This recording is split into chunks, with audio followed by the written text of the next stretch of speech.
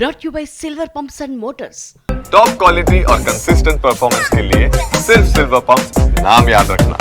రేపు ఢిల్లీ అసెంబ్లీ ఎన్నికల ఫలితాలు ఆ ఫలితాలకు ఒక రోజు ముందు అంటే ఇవాళ కేంద్ర ఎన్నికల సంఘం మీద రాహుల్ గాంధీ ఒక పెద్ద బాంబు వేశారు. మహారాష్ట్ర ఓటర్ల జాబితాలో అవకతవకలు జరిగాయి అంటున్నారు రాహుల్ గాంధీ. మహారాష్ట్ర జనాభా కంటే ఓటర్లు ఎక్కువగా ఎలా ఉంటారని ఆయన ప్రశ్నించారు.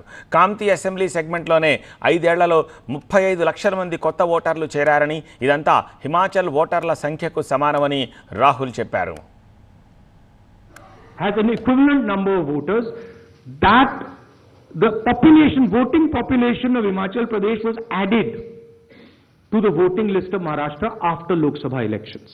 Why were there more registered voters in Maharashtra than the entire voting population of Maharashtra?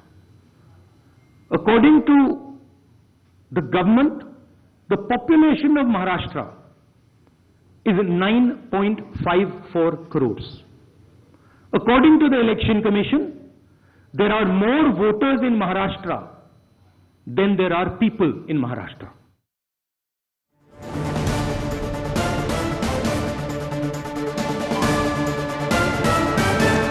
అయితే ఎన్నికల కమిషన్పై రాహుల్ విమర్శలకు మహారాష్ట్ర ముఖ్యమంత్రి దేవేంద్ర ఫడ్నవీస్ కౌంటర్ ఇచ్చారు.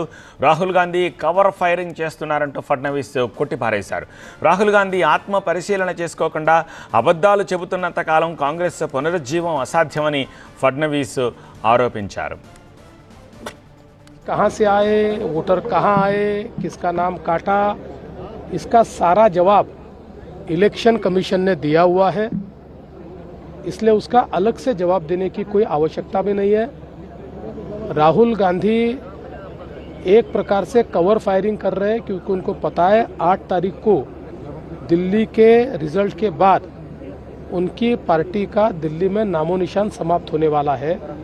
इसलिए उस दिन क्या बोलना और किस प्रकार से नया नैरेटिव तैयार करना, इसकी प्रैक्टिस वो कर रहे हैं. मैंने बार बार ये कहा है कि जब तक वो आत्मचिंतन नहीं करेंगे और केवल अपने मन को झूठी बातें बोलकर अपने मन को बहलाने का प्रयास करेंगे, तब तक उनकी पार्टी का रिवाइवल नहीं हो सकता, कांग्रेस का रिवाइवल नहीं हो सकता.